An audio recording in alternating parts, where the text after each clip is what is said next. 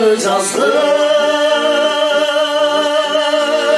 Gelir yürek sınağa sarmışkan ey batıp yürek yüzündeyim ötürögün çaro gelin yüzügü aşar bekim arı gelin.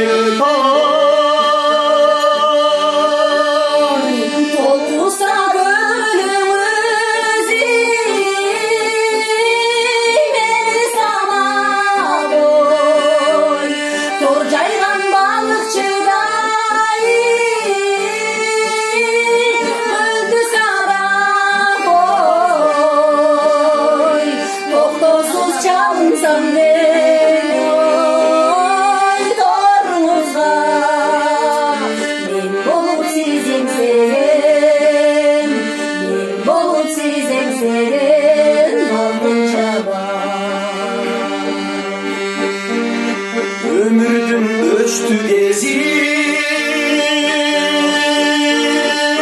gölgezde öpküldür göz ayından oy göçkün gezdi gözümü çok taşladı göçköy turgan örük sarı gülüm gülü öpkün gezdi.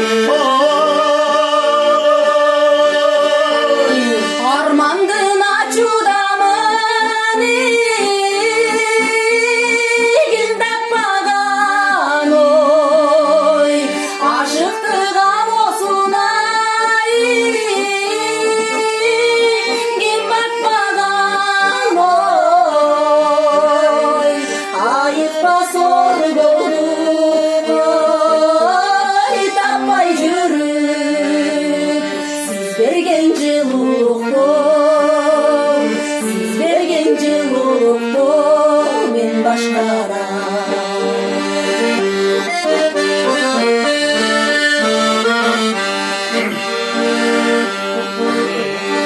Arbanın ay yüzüne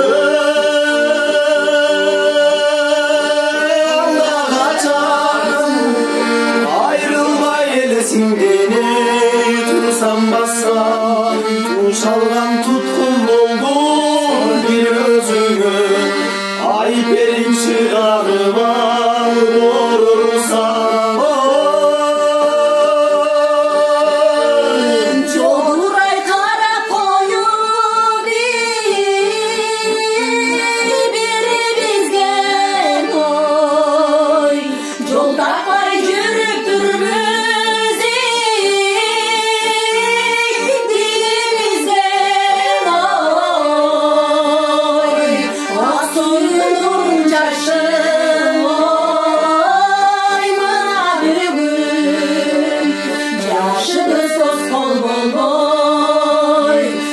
Yaşımız dost kol boy boy denizde.